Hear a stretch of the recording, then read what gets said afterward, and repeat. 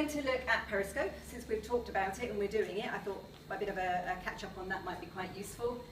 And then we'll have a quick session on what's changed with Google in the last sort of 12 months or so, because as we all know, we need to keep up to date with what Google's doing. And then, saved especially for the end, we'll do a quick bit on all those other things that are kind of out there that we may or may not want to take advantage of in the next 6 months to 12 months. Put your hands up as we go if you've got any questions, but I'll be around at the end, probably outside if anyone wants to catch me then.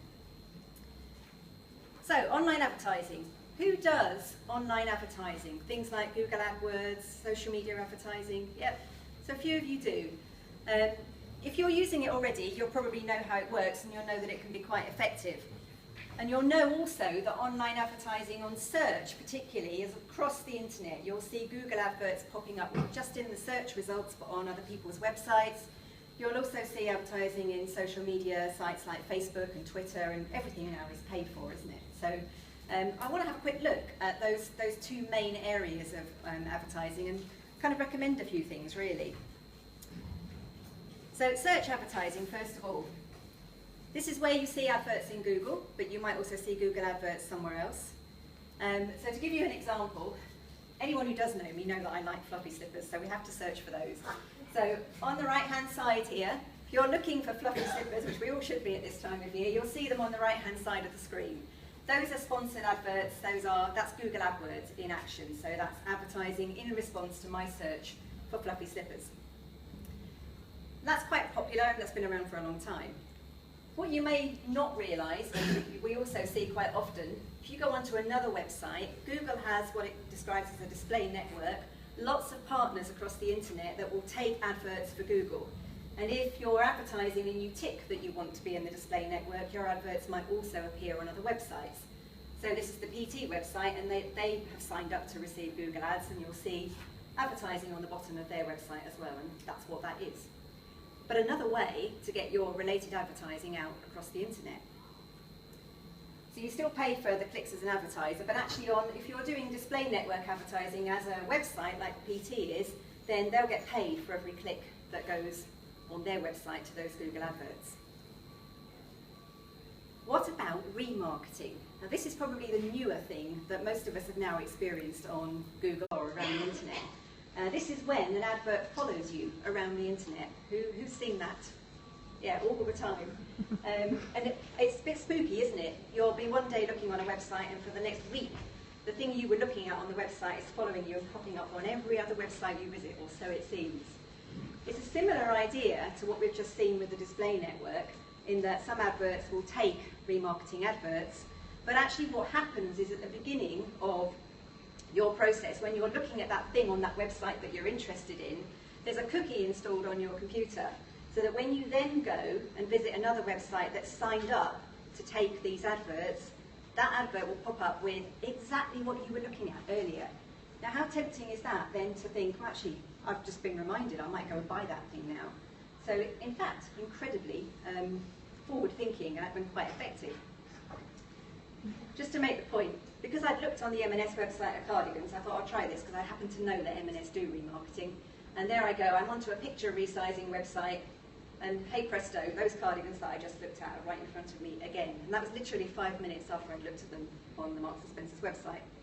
I'm not particularly into cardigans, I should say, but I wasn't looking at those anyway. So does that make sense to everybody? You can kind of understand how that works.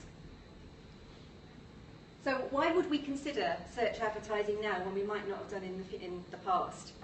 One of those reasons is exactly that. That targeting is now so much better than it used to be. Remarketing, for example, you could tell Google that the website that only installs a cookie on one particular page for one particular product of your website. And you can target it by location, you can target it even by demographic if Google has that data and someone's logged in. So where we always thought that Google advertising was perhaps a bit broad, because you don't know much about the person, you just know the search term, remarketing gives us more opportunities to be more specific. So we have that. But there's also the reasons that never went away really. You'll know how hard it is to get your website to the top of search results organically. It's really difficult, isn't it? And most of us are trying it all of the time. Lots of things you can do for search engine optimization to get your website high or higher, But if you're in a really competitive space, then advertising is by far the quickest way of doing it. So it also gives you short-term visibility. If you launch a new website, you've got a bit of making up to do to get to the top of anywhere, really, before Google recognises you, has indexed you enough, it knows you're popular. So advertising gets you there quicker. It means that people see you in search. Overall, if you've got objectives anyway of being number 1 or number 2 in Google for the search terms you'd like to be found for, then advertising is a way of making sure that you're always on the first page, even if you're not the first result. So we use it in that way too. And using things like remarketing now means that you don't have to rely just on the page of search results. You can be seen elsewhere. So we would recommend another look at it, and I was sort of keen to touch on that today. I'm going to move on to the other sort of advertising that we now do much more of for a similar reason, really. It's all about targeting.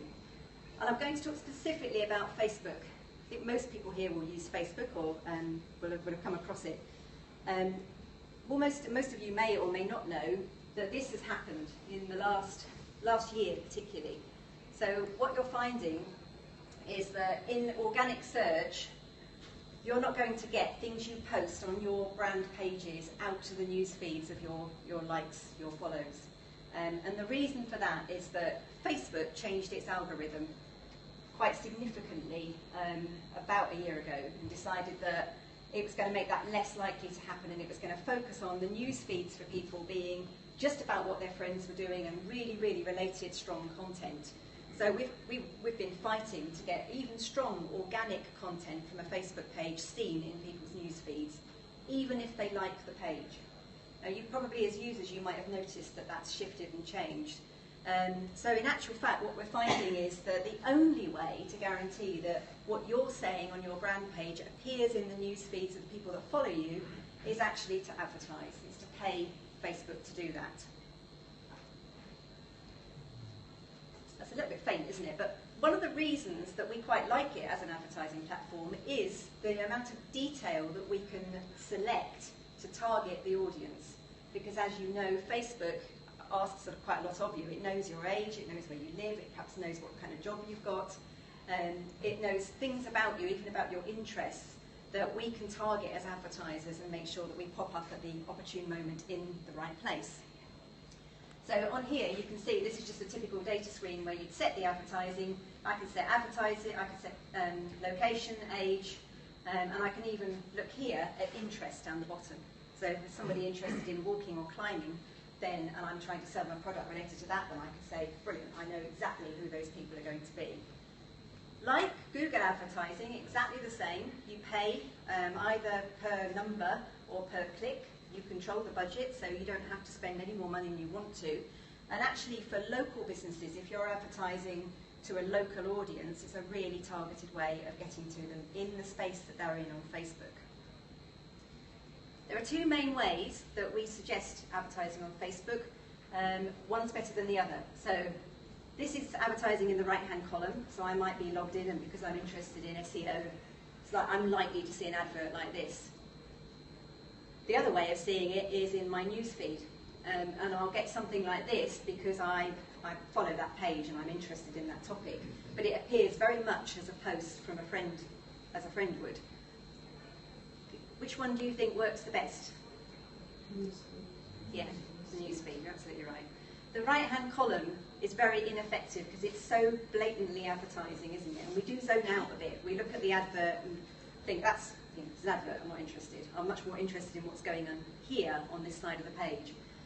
Whereas this feels to me more included in the news I'm expecting to read about with the pages I like and so on. What I might not realise as a user is that someone's had to pay to give me that information where I might have seen it free before, but in actual fact, it's doing the same thing. So this is how we guarantee we get seen in Facebook now, and really there's not much choice. I think that's the only way we're going to get seen on Facebook now if we want to promote a brand. So I thought that was worth a revisit. There are lots of different reasons, besides just being seen in newsfeed. Facebook has quite a clever advertising engine. It lets you select the things you want to achieve. For some people, it might just be that you just desperately want a larger number of likes or on a particular post or a particular campaign, or you just might want more fans. If it's as simple as numbers, then you can have a campaign that targets just getting more likes and more fans. If it's about more engagement or driving traffic to your website, there are other options there where it will help you design an advert to achieve those things. So all well worth doing. Does anybody here already advertise on Facebook? How have you found it? Yeah, it works, doesn't it? We find it works. Yeah, very effective. So if you previously thought about it and thought no, actually now I think is the time to look again. So I was quite keen today to talk about advertising for that reason, because it's, as a marketing agency particularly, we're quite careful with it. We know how easy it is to spend a lot of money on advertising for not much return, and that's not what we want really. So, okay. So on to the more interesting topic of Periscope. So only interesting because it's brand new. So we're Periscoping today. This is Periscope. This is what it looks like. You can download the app onto your phone, and that instantly connects with your Twitter account. It'll ask you to log in. So if you've got Twitter, you can also access Periscope, and the people that you're following and are following you can find you in that space now as well. It's popular. This is what's happening just right now. That so many people are signing up because they've realised that this is actually quite a powerful medium. And the reason it's so powerful is it's instant broadcasting.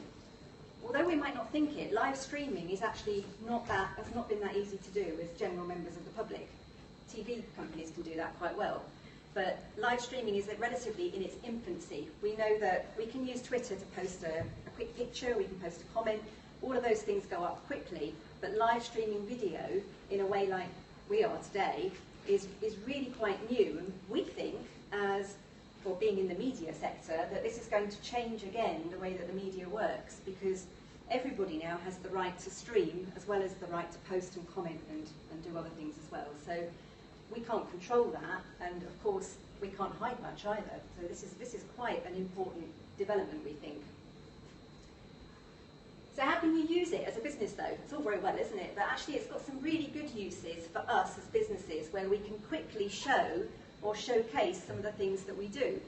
So here's just a quick example. So this is the Huffington Post saying, right, we're on Periscope, we're going to show you our Nutella tasting session. Might not be that relevant to most of us, but actually that's the quickest way to do something. Send out a tweet, say you're on Periscope, and hey presto, you're there.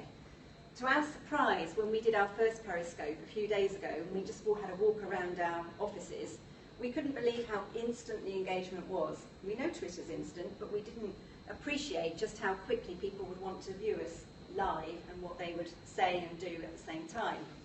The way that Periscope works is that as you're broadcasting live, people can engage and comment at the same time. So Louise at the front here is recording us, and I expect she's probably seeing some things floating up on the screen as she's doing it. Rather disconcerting if you're the person who's in front of it, but actually instant feedback. How good is that? So that's one way of using it. This is another way, which I thought was rather interesting. So take a small business, but somebody on the high street who's got something relatively practical to show. So this is a hairdresser, and she's used Periscope in order to show how she's going to do blonde highlights. Now, she's then posted it to YouTube. So this is how I've got it, not because I'm following her now, but because after she broadcast live, she uploaded it to YouTube so I could see it later. So it's just a very simple video.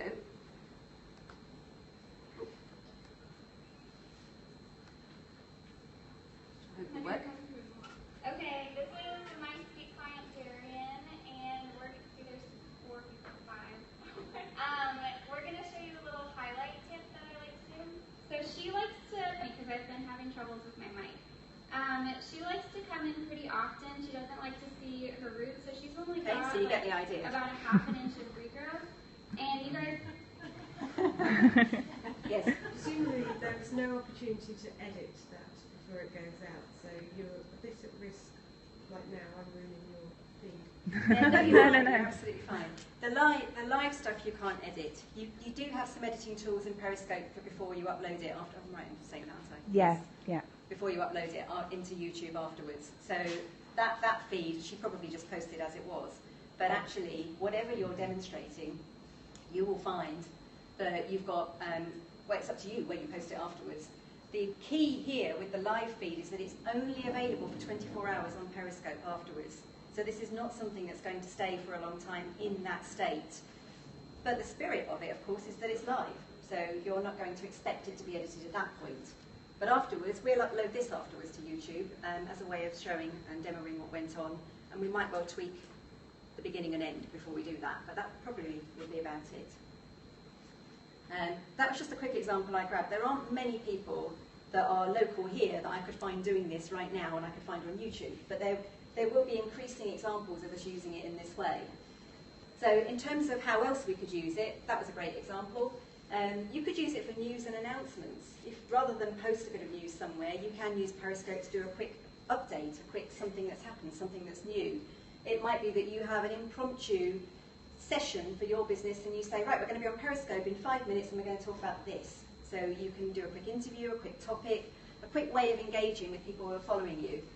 For events, it's fantastic. You can stream what's happening without having to worry about having an expensive camera at the back of the room. And in terms of demoing a product or how to do something, another really quick way of doing it. You'll see it does have some limitations at the moment in that because it's done on mobile, you'll find that everything's portrait, so that's a bit of a pain if you want something to look rather professional afterwards. But again, as we're in live streaming, then I think most people will put up with that for now. So that's Periscope. Yes? Is it likely to make its way onto other social media platforms? Yeah, I mean, this one's connected with Twitter and works actually very effectively. We were looking, I think before this one, there is something called Meerkat, which is a similar type of streaming app. It doesn't directly connect with Twitter, it can do, but it's not a kind of an integral thing. So I think you're right, you'll see other apps popping up, and you'll also probably see other websites taking advantage of it. We'll watch this space, I think, and see how that comes across. Yes, back. Can you not do live video through Facebook now? I've seen a couple of people trying to do Facebook parties. Yes, I think you can to a point. Again, from a business point of view, that's going to be harder to do. And yes, chap at the back saying. Yeah, the one on Facebook, you can get some external apps that you plug into Facebook. But there's some interesting ones now that are designed for multi-camera setups. And so when you get bigger and you do a bigger event, you can actually stream on Facebook and have like 3 or 4 cameras on an editor at the same time. So TV channels. Very clever. Yeah, yes, and slightly different, but yes, you're right. There's the ability to live stream something in a way. And Suzanne, yeah. Is there a kind of optimum length that you would suggest that you would stop? You could switch up anyway. Yeah. I think we would say short for most things. An event's different because the event is whatever the length of the event is. But short and sharp is a great way to use something like this because it is quick and easy as well. So a quick demo of something you wouldn't want to take very long. But then I guess it's the same way as YouTube works anyway. You'll find the shorter videos are more popular, but if you really want some in-depth info on something, you'll be prepared to sit there for 15 or 20 minutes and kind of go through it. So very much in its infancy in that sense, but I do see for business there's quite a lot more useful application than perhaps some of the other things we've seen that have been new previously. When we talked about Vine in one of our boot camps last year probably, and we still use Vine, and that's a way of getting a quick 6-second video that you can upload. But that's, again, you take it, then you upload it, so it's not quite the same. But we've been seeing how these things are changing. So this is one that we're definitely quite keen on having a go with, which we might regret later on, but hopefully that'll be fun. Okay, so I'm going to move on to what's new with Google. So since we've done an update, although we do quite a lot of these internally, Google's made some changes in the last year, some of which you might know about, some you might not. So I thought it'd be useful to go through those today as well. So the main changes of note that we think are important anyway, one is the mobile algorithm update that happened this year, which I'll explain in a moment. Another Panda refresh, and that's not the furry animal, but something that Google does with a particular algorithm. And some real speculation on what's happening with Google+, and probably not before time. So let's just have a quick reflect on what those things are. The mobile algorithm update was in April this year. Has everybody heard of the mobile update? Sort of might have generally maybe heard of it. It was on April the 21st, and what Google said was, right, we're ready now. We know that mobile search and tablet device search is more important than ever. So many more users are moving over to mobile devices. We need a way of making sure that search results on mobile reflect the websites that are coming up in search. So if they're mobile friendly, they're going to be listed higher than websites that are not mobile friendly. And that really is the biggest thing to take from this, because for April this year, that will be having an effect on any website that is not mobile friendly, but only in mobile results at this point. So if you're still searching on a desktop and the website that comes up isn't mobile friendly, that won't matter just yet anyway. But if someone's searching for your business on a mobile device and your website is not mobile friendly, you'll come lower than a website that is, most likely. So impossible to know exactly how the algorithm works, but that's certainly the case. And we've got to think now about any new website that we develop, and we have been for a while, must at least be what we call responsive. So that means that it works across all devices. So then you haven't got to worry that your website doesn't perform well in mobile and that you don't suffer in search results on mobile platforms. So this was a big one for search and for SEO and for all of the things that we look at, that is still kind of affecting people, and you may not realise why. If your search traffic does go down from mobile, that might be one of the reasons. Who's got a responsive website? Yeah, so only a handful really. There's still a lot of websites that are older, which may not have been responsive when they were built. So if you're at the stage where you're thinking about a new website, that's one thing to bear in mind. That's a very good reason to do it, to make sure that you're up to date and responsive. So that's the big thing that Google did this year. Here is the Panda. So the other thing that Google did, not in such a big way, but in July it updated its Panda algorithm. And you may remember what this is, or you may not, but Panda is all about content. So it's Google penalising websites that have poor content, which actually means it doesn't want spam websites to be found in search. It wants to get rid of those as much as possible. So every so often, from 2011, it's been updating this algorithm to filter out poor results. Now, that unfortunately works against us sometimes, even if we've got not a spam website, but a website maybe with not very much content, or with quite poorly written content, or not very relevant content on it. So we might notice that when they update algorithms like this, we suffer again in search results, and that's one of the reasons why. I believe that the person before me was talking about content marketing. That's one of the reasons this has been such a buzz over the last couple of years. The content that you have on your website is incredibly important, and this is one of the reasons why. And the more in-depth, the better, generally speaking. Don't be light on it if you can avoid it. Be as in-depth as you can so that Google has a really good chance to understand what your pages are about. And then it will serve you up better in the search results.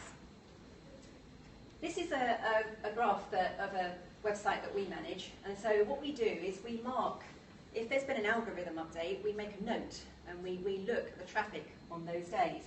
So this red one here is the April update, and then the yellow one here is the Panda update. So we look then to see the green spikes, to see whether there's been any fluctuation in traffic.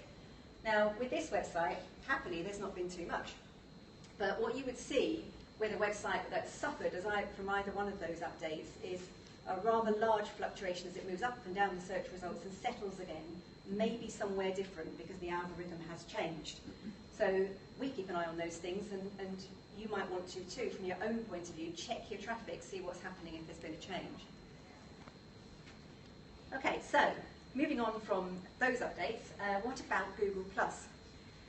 Who's still using Google+? Well, we are. We've kind of still got to, haven't we? We've struggled with Google+ from day one, partly because as a social network, it's rather more difficult to use than the mainstream Facebooks and Twitters and all the other ones that are out there. But Google obviously wanted its own social network. And you might remember that it had quite a few failed attempts before it launched Google+. It had Google Wave, anyone remember that? Google Buzz, that was the other thing it tried. And then it ended up with Google+. And this was, I think this was 2011 as well, when it first came out. This is what happened when it came out. We had this kind of general apathy towards Google+. Google was trying desperately to get some sort of traction on its social media network. Facebook, meanwhile, was still, playing the field and had lots and lots of people. So that launch was always going to be a difficult one. They had a lot of catching up to do, but they had a huge advantage with lots of people having Google accounts, and they thought, that should work really. So it's not to say that we're pleased that we think it's changing, but actually it's not a surprise probably that it's changing, and that they have decided perhaps to look at it in a different way. So the details are sketchy. They haven't said we're going to get rid of it, but we're noticing some quite significant things. So here's an example, something the Independent was reporting on. So you'll notice some changes in Google Plus branding across the Google services. So we think that's kind of a bit of a clue. There's some speculation, I think, on the fact that it's dismantling Google Plus, from some of the things we've seen, and there's some news coverage on it that says pretty much this. And then just this week, you may know that Google Plus integrated Google Local or Google Places, or whatever it used to be called, so that if you had a place page on Google, that became part of your Google Plus branded page. In truth, that was an absolute headache to merge the two together in a lot of cases. And we feel like we've just got on top of it, actually, with how that process works and to make those things work. And of course, it looks like they're changing it again. So this, to us, is another example of what we think will happen, is that they're going to split away from insisting that you use Google Plus as a social network, that you have to be logged into it and have a Google Plus account, and that you need a Google Plus business page in quite the way that you did before. This looks like a Google Places page again, or Places pages are coming back as a separate Google service, which probably is better. It was quite effective before they moved it to Google Plus, so we think that that's a positive thing. So that was just this week that we noticed that change. Okay, I'm going to just finish off with what else is new. So we do like to look at some of the upcoming trends, some of which fall by the wayside and die. We've seen some of those. We think it's the next best thing, but actually it turns out not to be.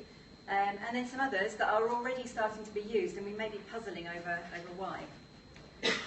Now, I could not do this today without using this picture. So we are on this date in Back to the Future. And in Back to the Future, how interesting that some of those things they thought would happen in 2015 have already happened. So I thought that was an interesting thing to do. But a tablet, for example, that might be something in 25 years ago we thought would never take off. And we're at something like 100 million sales of iPads now. So this was quite forward thinking at the time. Lots of things that didn't, mind you, but I thought that was a nice point to make. And it probably feeds in quite nicely to some of the newer stuff that's happening. So as a bit of an intro. Have you seen this? The Facebook reactions? Yep. So there was a bit of hype in the media about the Facebook dislike button. Horror of horrors. We thought that was going to happen. And that was going to be very negative for businesses, particularly with your pages. But Facebook decided that probably wasn't the right way to go. So one of the things that they're introducing, I think they're rolling out at the moment, are these. They're pretty. So what does it mean for us? Well, actually, because there's a range, it's not quite as bad as having a like-dislike. That does mean you can get more feedback, so maybe from a page point of view, if we think that we can get feedback on what works, what doesn't work, that's better for us. On the other hand, it could still be negative, couldn't it? If lots of people are marking your posts with a sad icon or an angry face, then is that great for PR for you? That's not maybe ideal, but still quite transparent, isn't it? And very honest and open. So we'll watch that as well. I don't think we've seen it yet on our pages, but certainly I think it's rolled out in the US, and you might be starting to see it in your personal profiles. Right, my picture's disappeared from here. But so near-field communications, there's a new expression. Apple Pay being a good example. So Apple Pay has been rolled out very much in the last few months.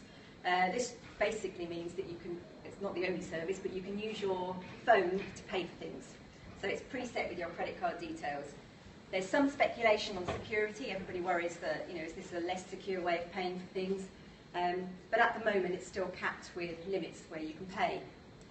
Now, in terms of businesses, this is not a big game changer for everybody right now, but in fact, if you are retailing particularly, enabling this sort of service is important. And again, understanding the importance of mobile for your customers and your clients is really important. So it's not to be missed, really, it's just to keep an eye on. But near-field communications generally means that there's going to be more technology that's based on a device communicating with something nearby, which is essentially how it works. And that's not the only thing. Beacon technology as well.